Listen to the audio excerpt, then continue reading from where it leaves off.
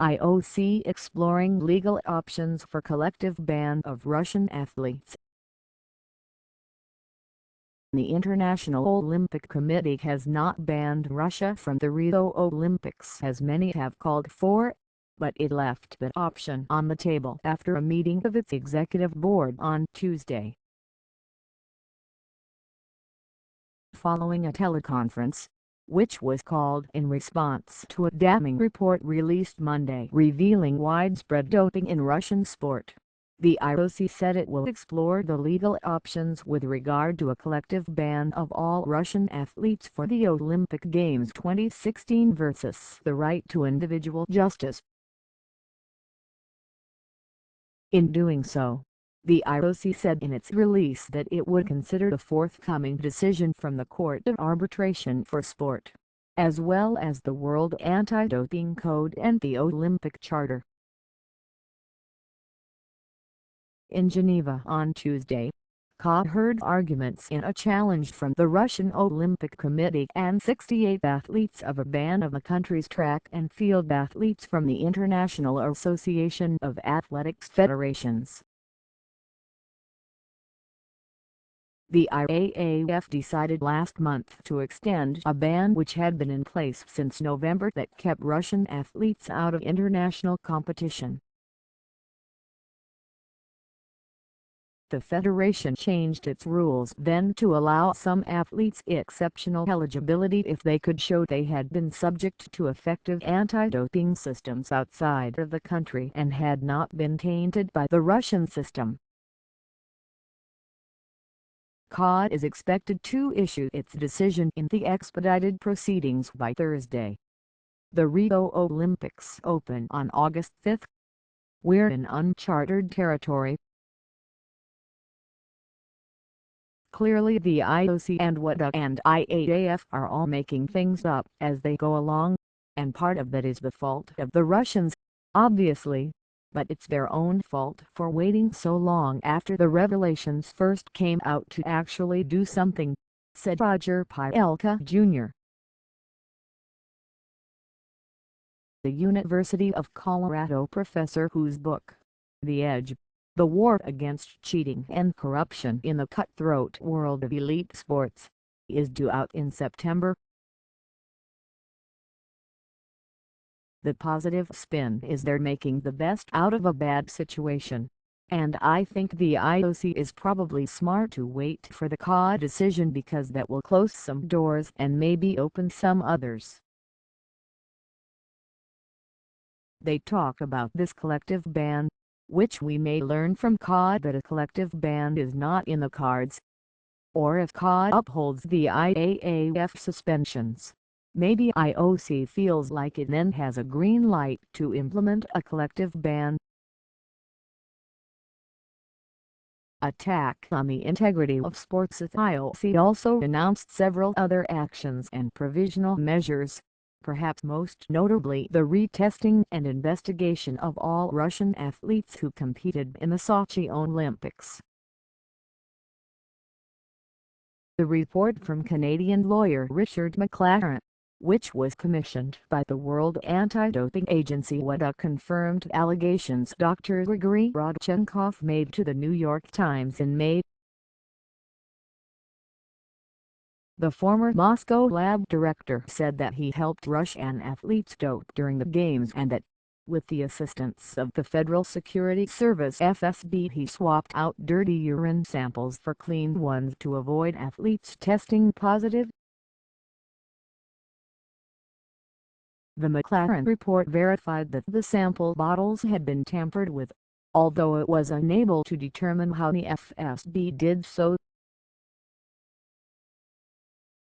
The IOC set up a disciplinary commission to initiate reanalysis, including forensic analysis, and a full inquiry into Russian athletes, their coaches, officials and support staff.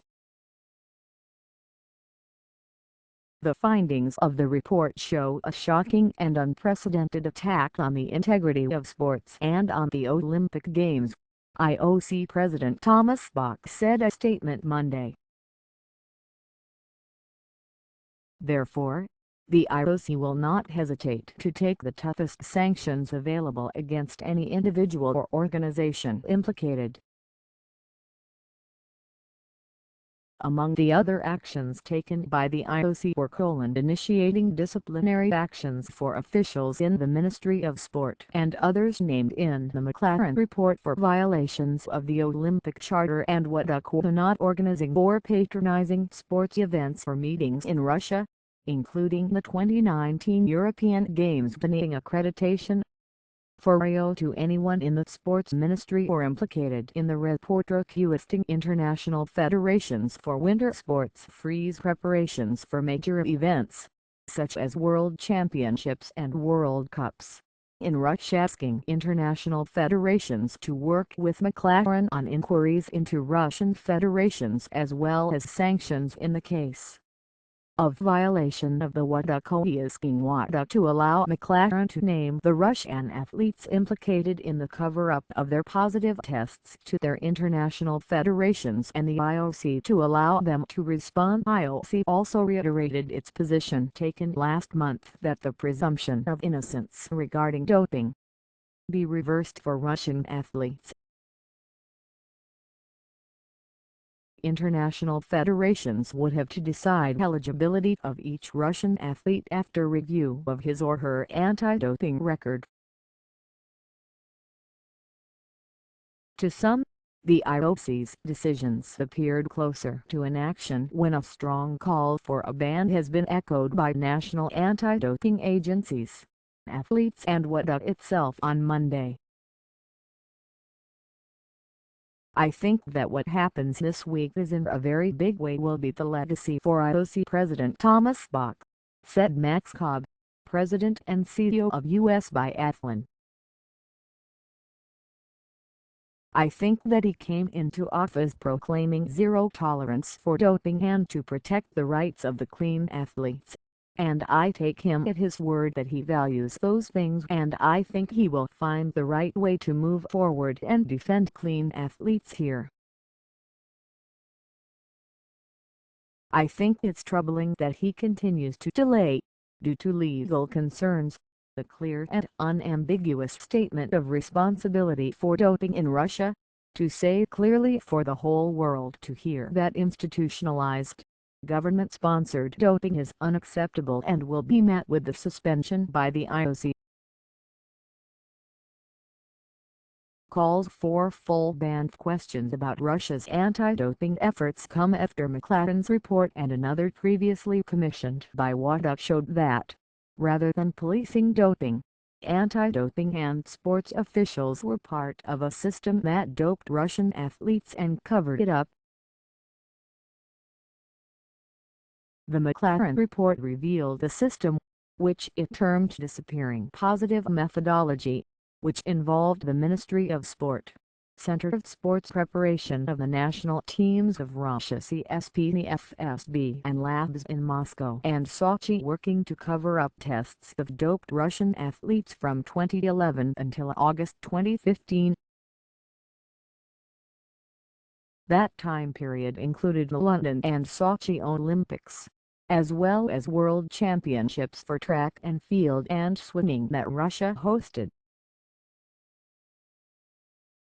The report revealed top Russian officials were involved in the process, with Deputy Sports Minister Yuri Nagornyk serving as the decider for which tests would be covered up and which would be processed normally. Nagornyk is a member of the Russian Olympic Committee. Sports Minister Vitaly Klitschko was involved in covering up at least one positive test, the report said. And Natalia Jelenova, Klitschko's advisor on anti-doping issues, served as the liaison between the agencies that covered up positive tests from 2012 to 13.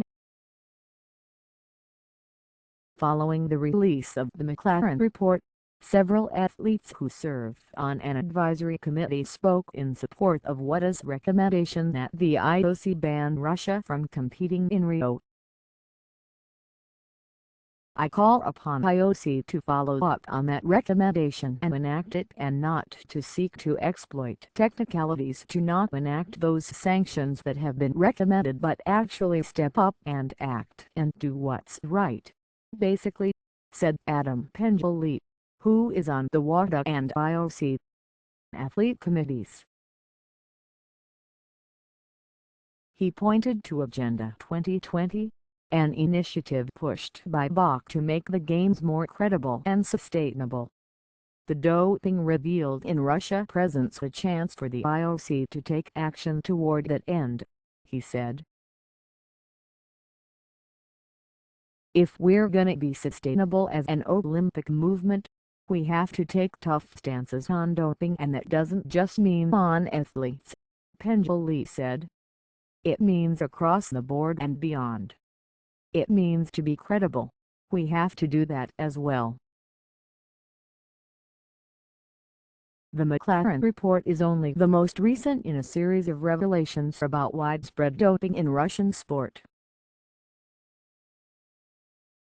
German broadcaster ARD first aired the documentary in late 2014 detailing doping in track and field, largely with evidence provided by Yulia Stepanova, an 800-meter runner, and Vitaly Stepanov, her husband and a former Russian anti-doping agency employee. WADA followed up on those allegations with an independent commission investigation led by the Pound in 2015. That group, which included McLaren, released a report in November that revealed doping in athletics.